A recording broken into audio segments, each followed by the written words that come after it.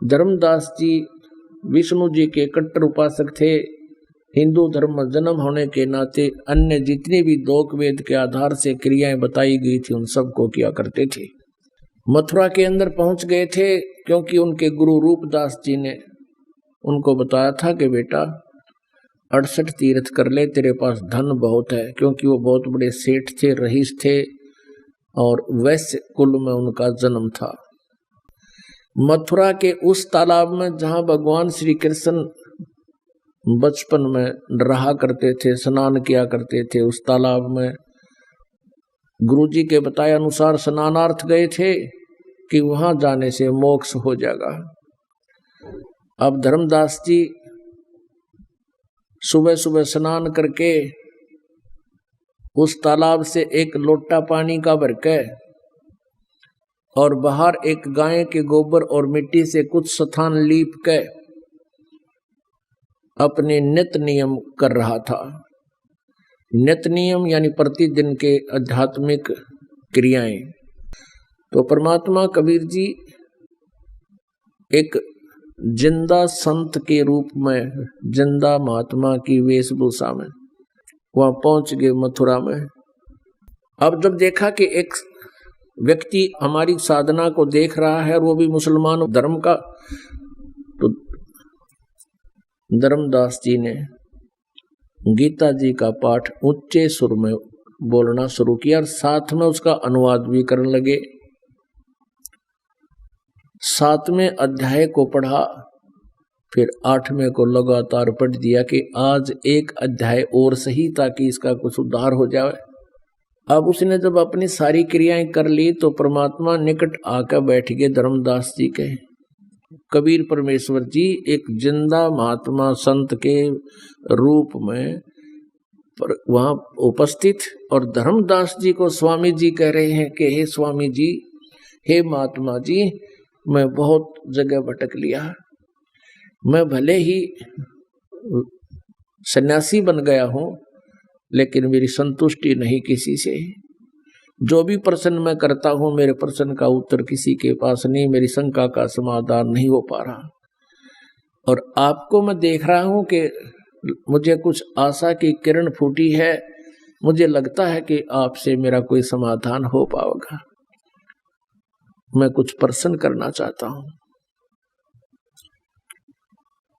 अब धर्मदास जी प्रसन्न हो गए, कहने लगे करो प्रश्न, बोलो क्या कहना चाहते हो। तो परमात्मा ने उनसे पूछा कि हे स्वामी जी, कृपा मुझे आध्यात्मिक ज्ञान दीजिए, मैं बहुत भटक लिया हूं।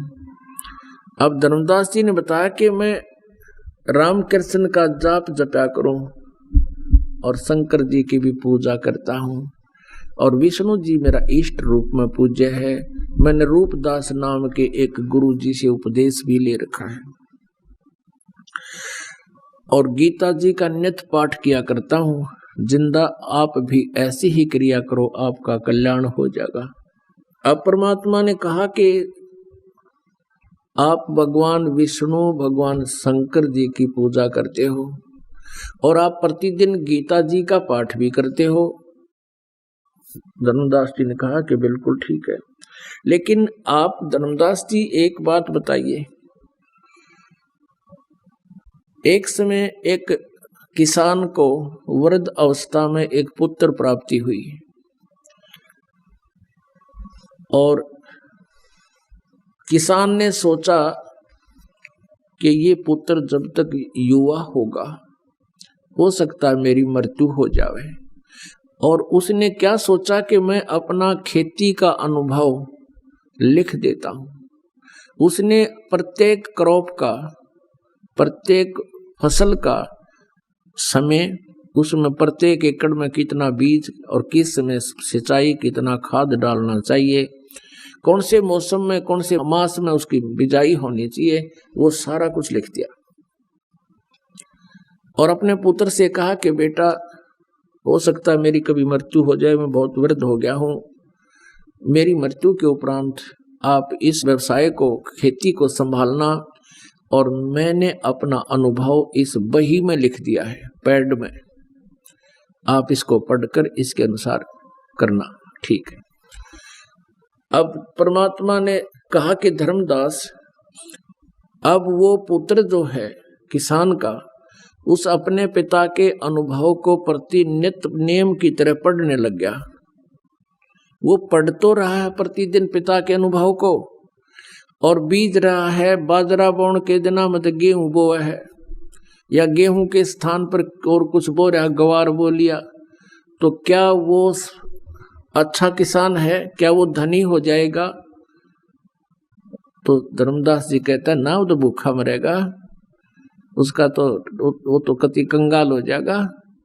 तो परमात्मा ने कहा कि धर्मदास, श्रीमद् भगवत गीता आप डेली पढ़ते हो, नित्य नियम की तरह पढ़ रहे हो, और इसके पढ़ने का उद्देश्य क्या है कि जो भगवान ने आदेश किया था वो इसमें लिपिबद्ध कर दिया वेद व्यास जी ने, और जो इसमें लिखा है यदि हम ऐसा ही करें, ऐसी ही साधना करें, तो हम भक्ति के धनी हो जाएंगे। यदि गीता जी में लिखा कुछ है और हम साधना उससे अन्य कर रहे हैं, तो क्या हम आध्यात्मिक मार्ग में सफल हो जाएंगे? अब धर्मदास जी कहने लगे, बात तो आपकी ठीक है। तो परमात्मा ने कहा, आप राम राम हरे कृष्ण हरे राम राधे श्याम सीता राम, और श्री कृष्ण यानी और विष्णु जी और शंकर भगवान का जाप जपते हो। क्या गीता जी में कहीं ये आदेश है? अब उसको पता था कि तो कितने लिखा है गोली। भले आदमी, जब गीता जी में ये लिखा नहीं, आदेश नहीं, परमात्मा का आदेश नहीं, उसके विपरीत तुम साधना कर रहे हो। श्रीमद् भगवत गीता अध्याय नंबर 16 के श्लोक नंबर 23 में लिखा है कि शास्त्र विधि को त्याग कर जो मनमाना आचरण करते हैं, उनको ना तो कोई सुख होता है, ना उनकी गति होती है, और न ही उनको कोई सिद्धि प्राप्त होती है। यूजलेस। अब धर्मदास जी डेली पढ़ा करता गीता जी। अब वो याद भी थी, परमात्मा के कहने के तुरंत बाद उसने खोल ली और देखी, उसमें क्या पाया? जो परमात्मा बता रहे थे वही पाया।